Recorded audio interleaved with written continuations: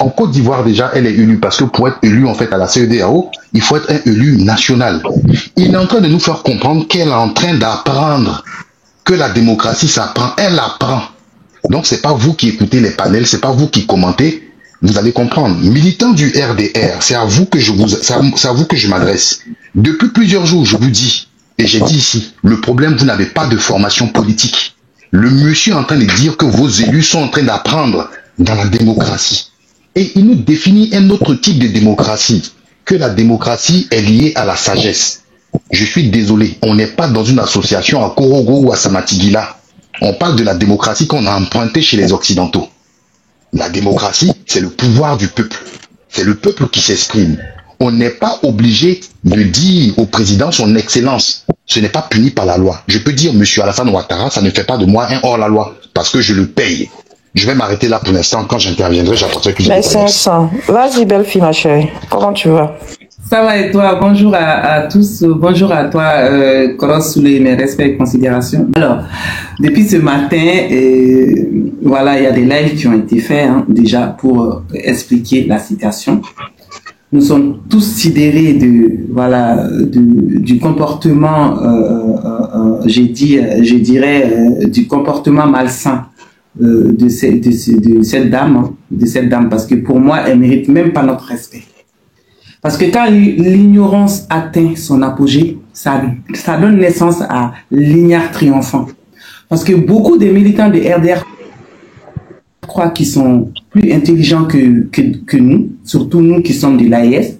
Ils se croient plus supérieurs que nous qui sommes de l'AES. Ils croient que nous sommes des illettrés, nous sommes des ignares, nous sommes, voilà, on n'a pas été à l'école, nous ne sommes pas intelligents. Or, c'est le contraire, la preuve. C'est pour ça on dit toujours dans la vie, il faut mettre quelqu'un à la place qu'il mérite.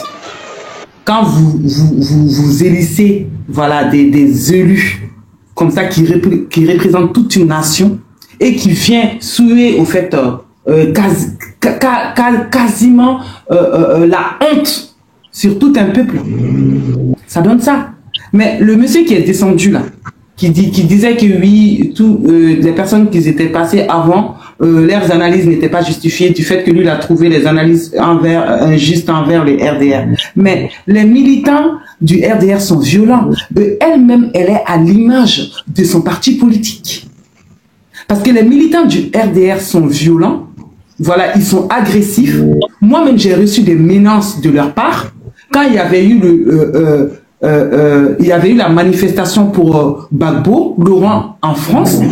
Parce que moi, j'avais affiché la manifestation et nous avons fait des lives pour inviter, voilà, le peuple de l'AES à venir soutenir, voilà, les panafricains avec les militants de Soro, de Gbagbo. Mais moi, ils sont rentrés dans mon inbox, ils m'ont menacé carrément de ne pas mettre les pieds là-bas, il ne faut pas que je parle. Et c'est ça la démocratie. Mais malheureusement, moi, on me menace pas parce que si tu me dis de ne pas faire quelque chose, c'est ce que je fais. C'est ma nature. Mais j'ai été à la manifestation et je les attendais, on les a pas vus. Donc, elle est l'image de leur parti.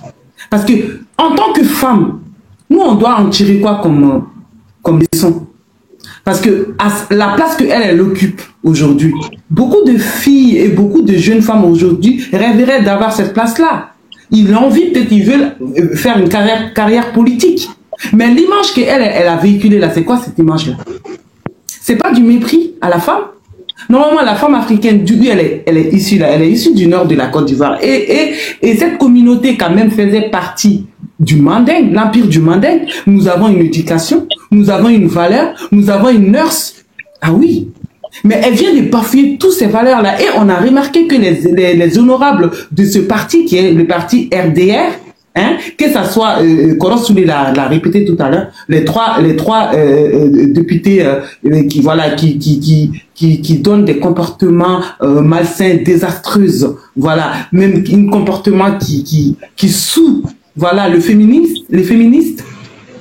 Ah ben oui.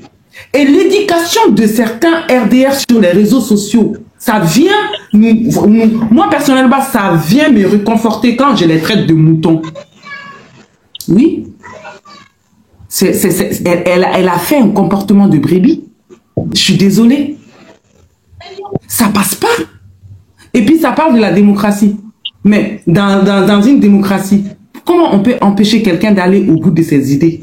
Nous sommes dans le Parlement ouest africaine. Eux, maintenant, il y a un certain Philippe qui a récupéré cette vidéo-là. C'est même Philippe là qui défend, voilà, M. Ouattara et ses acolytes, les valets locaux. Et c'est même Philippe là qui crache sur le pays de l'AES. Et c'est même Philippe là a fait un post aujourd'hui. Allez-y, regardez sur son compte. Il dit quoi? Il dit que voilà, c'est les comportements des Africains. Il a posté la vidéo. Il a dit, sans les Européens, sans les Occidentaux, nous les Africains, on ne peut pas, au fait, se développer, on ne peut pas prendre des décisions nous-mêmes. Il faut qu'eux, ils soient là. Ça veut dire là, ils justifient la présence de l'Union Européenne au sein de la CEDEAO. D'ailleurs, notre Premier ministre... Tu dis quoi? Allez-y, voir. C'est ça, c'est pour ça que je suis remonté tout à l'heure. Nous, on était en live. C'est qu'ils vont venir vous dire... Il faut répondre. Tu dis quoi? Monsieur Philippe dit, il a posté la vidéo... Et il a dit que voilà, sans les Européens, c'est Philippe là qui est défenseur de M. Alassane Dramane Ouattara, voilà, Papa Ado et ses acolytes, hein. C'est lui qui, le petit blanc là, qui crache sur l'AES matin, midi, soir là. Il fait partie de leur cercle. Mais lui, il a dit que sans les Européens, voilà, à cause de ce comportement là, hein, sans les Européens, au fait, ce comportement limite, ça vient légitimer la présence des Européens au sein de la CEDEAO. Ça veut dire, sans eux, nous, on ne peut rien faire. Limite, c'est ce qu'il a dit. Allez-y vérifier. Allez-y vérifier. Et vous voulez que nous, on reste là, on ne parle pas? Vous voulez qu'on reste là, on ne parle pas? Ils nous traitent comme de... J'ai toujours dit que l'Afrique sera, elle, le dernier de la classe des continents. Oui, parce qu'il y a certaines qui, au fait, qui ont légitimé ça, au fait. Ils nous piétinent comme de la merde. Et moi, j'ai mon cœur qui saigne quand j'entends ce genre de propos. Et d'autres vont venir défendre ça. D'autres vont venir défendre. Et le Premier ministre Tchogolo Koukala Maïga l'a dit, hein, la plupart de ces États-là, hein, les pro-CEDEAO là, ils payent même pas leur cotisation dans la CEDEAO, c'est les Européens qui payent. Quand il a dit ça là, j'ai vu aucun président, aucun porte-parole des autres pays, que ce soit la Côte d'Ivoire, le Sénégal, les pays de la CEDEAO sortis pour dire que le Tchogolo Koukala Maïga il a menti, hein, que c'est pas vrai. Il n'y a pas eu de démenti, il a dit ils payent pas leur cotisation, c'est les Européens qui payent. Maintenant, on va aller avec eux. Et elle vient enfoncer le clou. Mais le député Sanya, c'est un homme d'État. Lui, moi, je dirais l'Afrique est partie. Je ne partage pas, voilà, la dernière partie de son analyse sur M. Sanya. Pour moi, M. Sanya pouvait avoir un portefeuille ministériel au Sénégal, vu qu'il est proche quand même, voilà, du régime. C'est un fervent, voilà, militant du PASTEF. Il pouvait avoir un poste, voilà, un poste, une délégation. Mais il a préféré rester dans l'hémicycle sénégalais pour défendre ses valeurs à lui. Et c'est ce qu'il a montré tout à l'heure, hier ou avant-hier, voilà, au Parlement de la CEDEAO, en défendant les droits des opprimés, en pointant du doigt les dysfonctionnements, voilà, de ce qui se passe au sein de la CEDEAO. On a une vidéo qui circule concernant des migrants ivoiriens qui sont dans le désert, oui, si je ne me trompe pas, et qui demandent de l'aide, ils s'adressent au président Alassane Dramane Ouattara. Mais M. Sanya a parlé de ça, quand il a parlé de l'exode, quand il a parlé que la jeunesse fuit. Mais c'est vrai. Il y a cette partie-là, franchement, c'est déplorable, quoi. Nous qui sommes africains, et moi, je suis satisfaite aujourd'hui de mes dirigeants de l'AES, oui, les faiseurs de coups d'État, oui, les non-démocrates d'après certains, mais au moins eux, ils ont la dignité, au moins eux, ils ont l'amour de leur peuple, oui, et le fait qu'ils ont quitté la CEDEAO, et certains veulent que nous, on revienne à cette CEDEAO, dont l'image est entassée partout dans le monde, parce que cette vidéo-là circule même en Thaïlande, il n'y a pas qu'en Afrique, hein, parce qu'en même temps, la Côte d'Ivoire a été souillée, hein, l'image a été gâtée, mais en même temps, l'image de l'Afrique noire aussi, l'Afrique subsaharienne a été gâtée. Et c'est normal qu'aujourd'hui, toute l'Afrique subsaharienne font des lives pour parler de ça, pour dénoncer. La femme, c'est la maturité. La femme, c'est la simplicité. La femme, c'est la fraternité. C'est la solidarité. Une femme, c'est l'éducation. Mais l'éducation, cette éducation-là, ils l'ont pas.